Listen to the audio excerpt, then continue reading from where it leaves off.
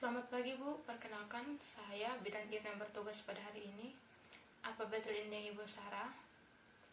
Baik Bu, di sini kita akan melakukan konseling sebelum pemakaian IUD ya Bu.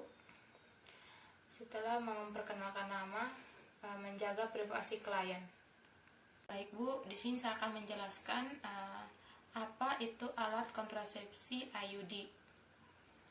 IUD sendiri itu adalah suatu alat atau benda yang dimasukkan ke dalam rahim yang sangat efektif, fleksibel, dan berjangka panjang, dapat dipakai oleh semua perempuan usia reproduksi.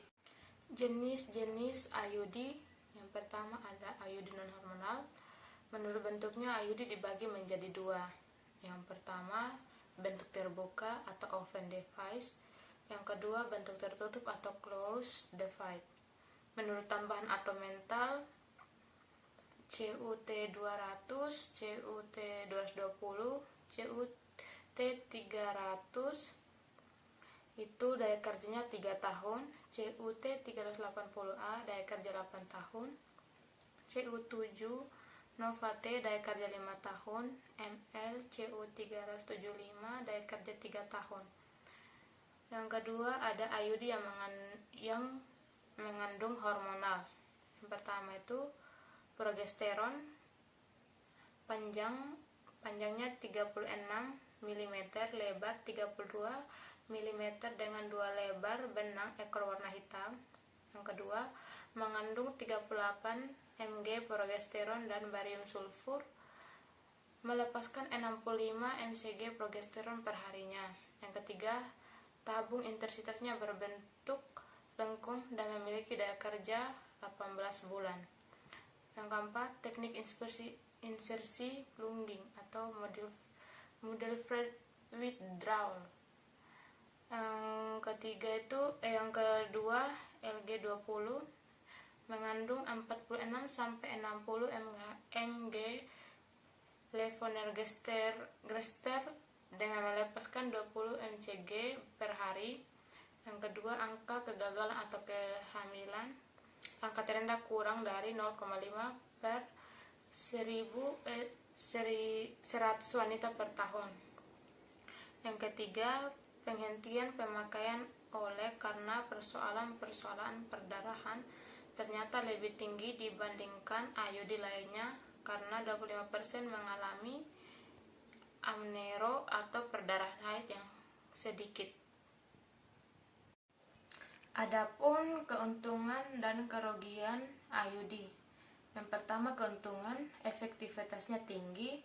IUD sangat efektif segera setelah pemasangan, tidak mempengaruhi hubungan seksual, meningkatkan kenyamanan seksual, tidak perlu takut hamil, tidak mempengaruhi kualitas volume ASI, dapat dipasang segera setelah melahirkan atau sesudah abortus, dapat digunakan sampai menopause atau lansia, dan mencegah kehamilan ektopik.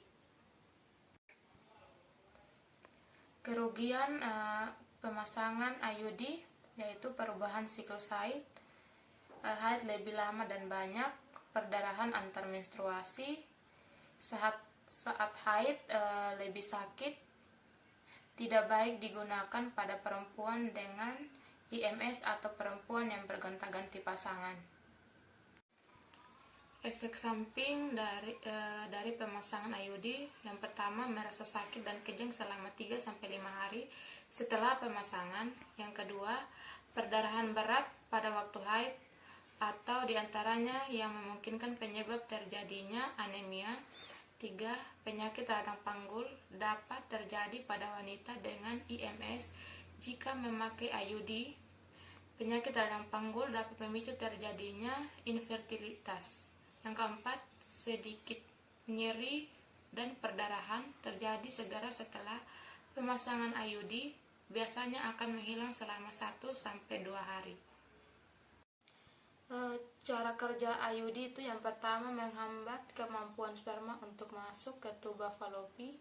Yang kedua, mempengaruhi fertilisasi sebelum ovum mencapai kavum uteri. Yang ketiga, AKDR mencegah sperma dan ovum bertemu. Yang keempat, memungkinkan untuk mencegah implantasi telur ke dalam uterus. Waktu pemasangan IUD yang pertama setiap waktu dalam siklus haid yang dapat dipastikan klien tidak hamil. Yang kedua, hari pertama sampai hari ke-7 siklus haid. Yang ketiga, segera setelah melahirkan selama 48 jam pertama atau setelah 4 minggu pasca melahirkan, setelah 6 bulan apabila menggunakan metode MAL. Yang keempat, setelah menderita abortus, segera atau dalam waktu 7 hari apabila tidak ada gejala infeksi. Baik Bu, dari penjelasan saya tentang IUD ada yang Ibu ingin tanyakan?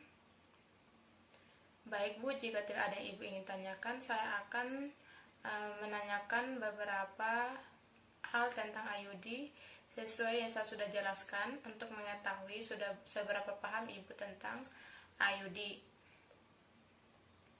Baik Bu, Ibu sudah paham ya, jadi nanti kita akan melakukan kunjungan ulang 2 minggu lagi ya Bu, untuk melakukan pemasangan IUD. Terima kasih Bu.